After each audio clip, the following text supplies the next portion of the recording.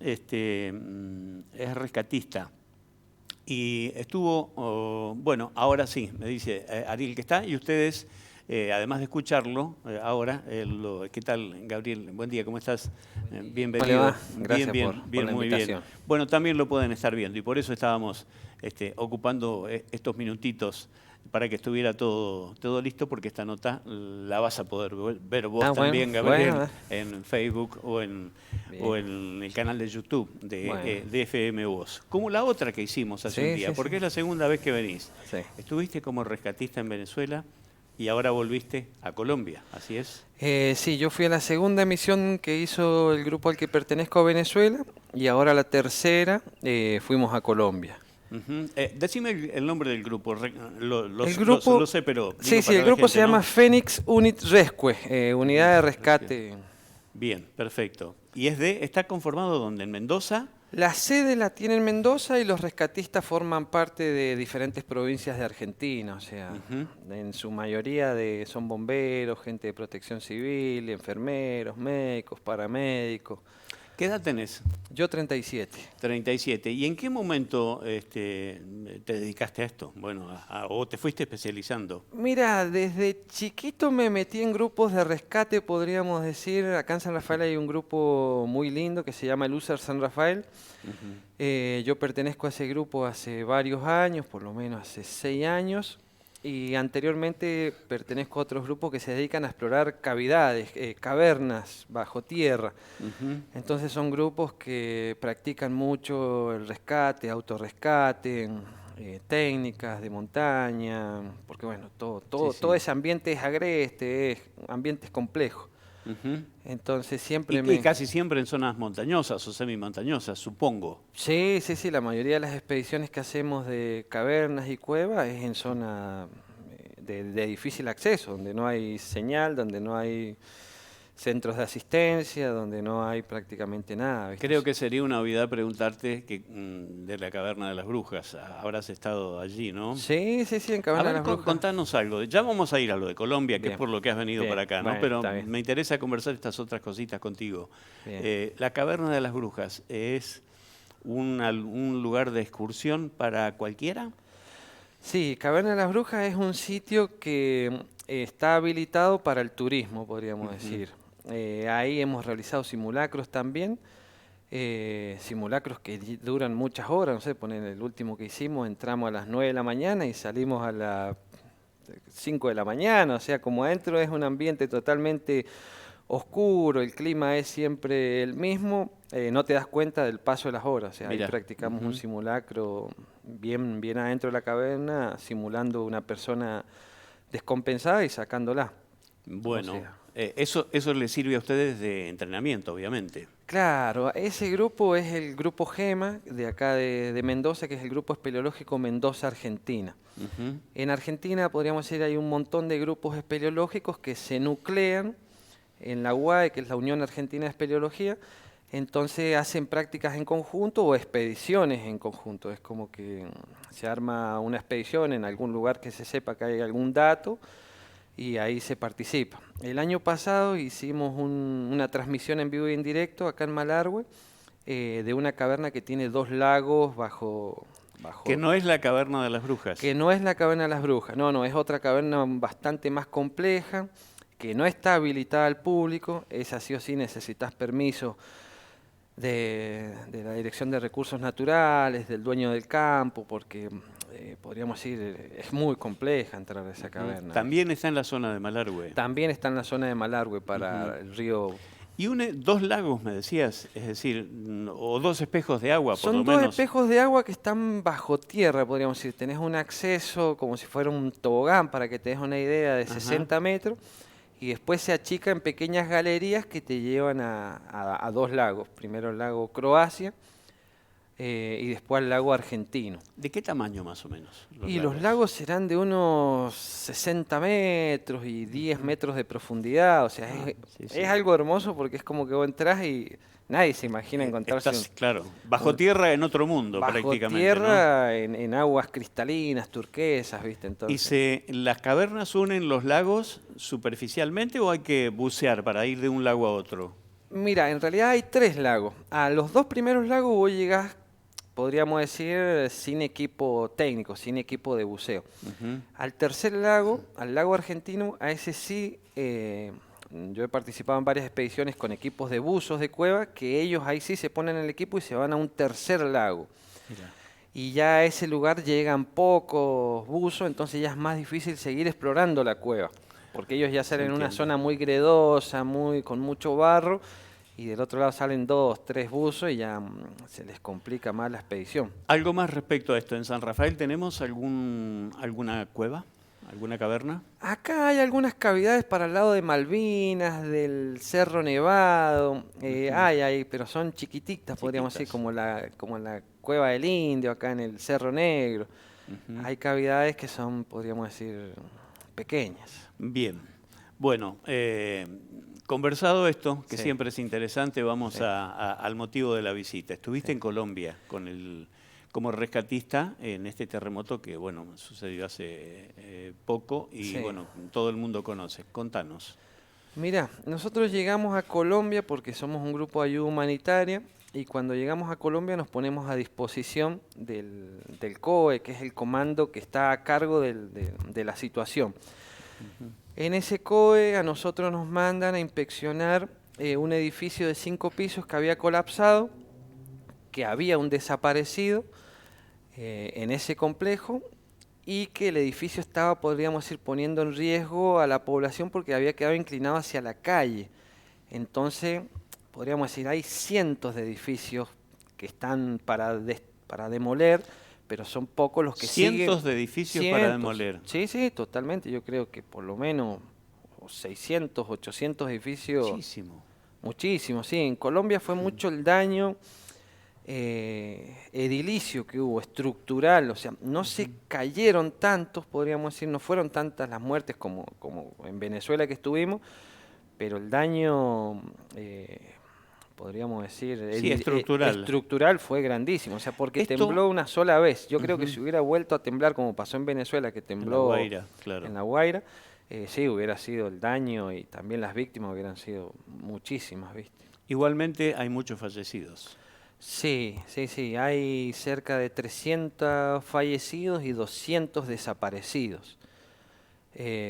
Por lo menos en los sectores que estuvimos nosotros, que nos asignaron de búsqueda, no encontramos nadie positivo, podríamos decir. Sí o sí se tienen que hacer las búsquedas porque es como que se va descartando sitios, ¿viste?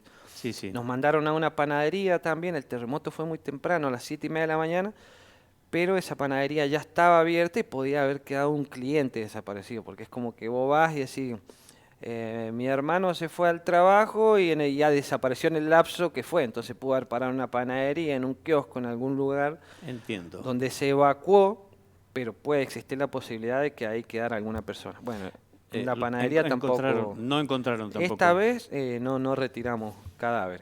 Ujú. La geografía de la zona, ¿cómo es? ¿Llana, montañosa? Mira, es todo montaña. Es como yo siempre digo, como si la Cuesta de los Terneros estuviera toda llena de casas y calles y avenidas. Es toda zona de montaña. Ujú. Es todo subida, baja. ¿Nos recordás el nombre de la zona o de la provincia o de la región? Nosotros donde estuvimos fue en Pereira, que es una Pereira. ciudad como San Rafael, podríamos decir, que está a unos 190 kilómetros más o menos de Medellín, más o menos Ujú. aproximadamente, ¿viste? Bien. O sea, nosotros llegamos en avión hasta Medellín y ahí nos llevó un bus hasta Pereira, que es el sitio que teníamos asignado de trabajo. ¿Cuántos días estuvieron? Nosotros trabajando estuvimos 7 días ahí en Pereira. Ujú. Y en esos 7 días, bueno, ese edificio de 5 pisos nos pidieron que hiciéramos una revisión. Fuimos con equipos de Colombia, equipos Husar de búsqueda y rescate. Revisamos que no hubiera nada y después nos pidieron que lo demoliéramos a ese edificio. Porque estaba, podríamos decir, era un peligro para la gente que pasaba Sí, por el la hecho de calle. la inclinación La hacia la inclinación calle. estaba hacia la ¿Y calle. cómo demuelen? ¿Con martillos, con máquinas? A ver, contanos. Mira, en el equipo nuestro hay gente que está especializada en demolición de edificios, entonces como que se nos asignan las máquinas que nosotros pedimos y se ponen a disposición de las personas que tienen la expertise en demolición de edificios. Claro. Si hubieran cadáveres, se demuele de una forma más controlada para primero recuperar los cadáveres y después demoler. En este caso, como ya estaba confirmado que no había cadáveres, se procede a la demolición controlada del edificio. Me llamó la atención al principio, no te quise interrumpir, dijiste cerca de 600 edificios colapsados. Sí. El diseño sismo resistente, en realidad, está realizado para que para que los edificios colapsen donde el proyectista o el calculista quiera. Sí. No hay construcción antisísmica, no existe. Claro. Siempre una construcción puede ceder. Y esto de que hay muchos edificios inclinados o dañados, pero no totalmente caídos, me hace suponer, pero no sé, es solo una suposición, de que en Colombia están un poco más avanzados que en Venezuela en el desarrollo de la ingeniería sísmica. Pero es lo que me parece. Sí, yo te podría decir que sí, que podríamos decir, se destruyeron muchísimo, pero no se cayeron tantos. Entonces yo te podría decir que estaban mejor construidos o más controlados cuando se fueron construyendo, porque en realidad lo que hace falta en cualquier obra es el control mientras se está construyendo, porque después, podríamos decir, yo te puedo hacer firmar y decirte esto está bien construido, pero si no hubo un control en la obra, la firma puede estar, pero el edificio se va a caer con Por el eso tiempo. es fundamental en la construcción la dirección de la obra, ¿no? La dirección de la obra. El cálculo estructural puede estar muy bien hecho, pero si la dirección técnica no está sobre la obra, pueden producirse fallos por no materializar en la obra lo que dicen los planos, ¿no? Claro, tal cual. Por eso yo en mi caso me dedico a la construcción y yo siempre le aconsejo a los clientes que ellos contraten a un especialista que dirija la obra. Nosotros un director técnico. Un director, claro, un director que hace la dirección de obra. Nosotros la construimos, pero ellos la dirigen, ellos se aseguran que el diámetro del hierro es el que tiene que ser, del estribo, de la cantidad de cemento, o sea, todo hace que cuando pase algo, la edificación quede en pie y no se caiga, ¿viste? Bueno, ¿cuántos días estuvieron? Estuvimos 7 días. Ahí participamos de una recuperación, que esa te la voy a contar porque la verdad que fue linda, podríamos decir, para el grupo nuestro. Nosotros los primeros días nos mandaron a una panadería, que ahí estuvimos haciendo varias búsquedas porque también había posibilidad de que hubiera una persona ahí, no había, y después nos mandaron a este edificio de 5 pisos. Yo como soy una de las personas que está a cargo, siempre le pido al grupo de rescate que ellos estén atentos a la población, porque la población está muy sufrida, ¿viste? Ha perdido todo. Entonces siempre le digo a los médicos, a los paramédicos, a los psicólogos, que ellos estén atentos a lo que nos rodea a nosotros, porque a veces yo estoy muy concentrado en la estructura, en la edificación, y se me pasan esas cosas. Frente a ese edificio había una chica sentada ahí, ¿viste? Y la verdad que uno anda tan preocupado en la vida que no ves al que está a tu alrededor. Y esta chica que vivía en ese edificio había perdido a su hijo hace 1 año, ¿viste? Y la chica había mandado cremar a su hijo y tenía los restos de su hijo ahí en las cenizas, ahí en el 3er piso. El primero, el segundo, el tercero estaban totalmente compactados y solamente nosotros estábamos parados en la calle y veíamos el 4.º y el 5.º caídos para la calle. Así que mis compañeros se pusieron a hablar con esta chica que se llama Evelyn. Les comentó que estaba ahí desde el primer día, la chica, esperando los restos de su hijo. Y bueno, nosotros, podríamos decir, evaluamos la situación, la posibilidad de recuperar las cenizas de su hijo y lo hicimos, ¿viste? Fue una operación que nos llevó todo el día porque fue complejo, pero le entregamos las pertenencias de su hijo, el álbum de fotos, los zapatitos, la ropita, le entregamos todo. Sí, cosas de un valor sentimental muy íntimo, ¿no? Claro. Sí, después esta chica se quedó hasta el último día con nosotros. Bueno, el último día nos llevaron a otro sector de trabajo, pero se quedó con nosotros colaborando, cocinando, nos traía cositas, comidas de Colombia, unas empanadas bastante diferentes a las nuestras. Y también asistiendo a la población que nos rodeaba. Nosotros siempre mandábamos a los médicos, a los paramédicos a dar las vueltas a la manzana, como le decimos acá, que fueran asistiendo a quien estuviera y que estuvieran atentos a las caras, a las miradas, a las decepciones, porque hay gente que lo ha perdido todo. O sea, ahí hay yo me animaría a decirte hasta 1 millón de personas que han perdido todo. O 1 sea, millón de personas. sí, sí, sí. O sea, vos imaginate que si hay 600 edificios que se derrumbaron, miles de viviendas que ya no sirven porque también quedaron destruidas, en la plaza, en los parques, en todos esos lados hay gente que lo ha perdido todo. A nosotros nos pasaba que gente nos pedía que entráramos a los edificios derrumbados a recuperarle papeles, documentación. Y nosotros salíamos con una cajita chiquitita y es como si le hubiéramos dado, no sé, la lotería, algo grandioso para ellos recuperar sus pertenencias.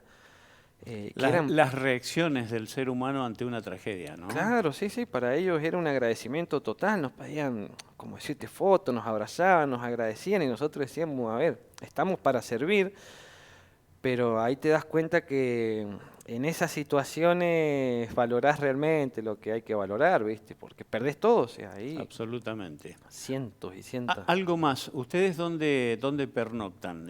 ¿Arman, los llevan a algún hotel, algún refugio, arman carpas? ¿Cómo es Mirá, esa parte de la vida? nosotros antes de salir de acá ya generamos toda la logística con contactos que tenemos en el exterior. Entonces nos ayudan a coordinar el alojamiento, el alimento, el agua.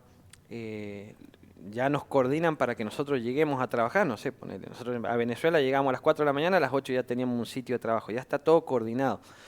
En este caso, a nosotros nos pasó algo, yo diría, bueno, porque nosotros ya teníamos un sitio asignado de descanso, que es como decirte un polideportivo, que nosotros vamos, armamos nuestras carpas, nuestro sitio operacional, y de ahí nos movemos. Estando en Medellín, Colombia, se acerca un hombre, Jonathan, y nos pregunta que a qué venimos, que por qué estamos ahí y todo, y era una persona, podríamos decir, yo siempre digo, milagros. Cuando vas a estos lugares ocurre un milagro tras otro. Yo a veces no cuento tanto los milagros porque a veces suena fantasioso. Pero esta persona se nos acerca y nos dice, ¿qué necesitan, muchachos? No, mira, estamos esperando un colectivo que nos va a llevar a Pereira.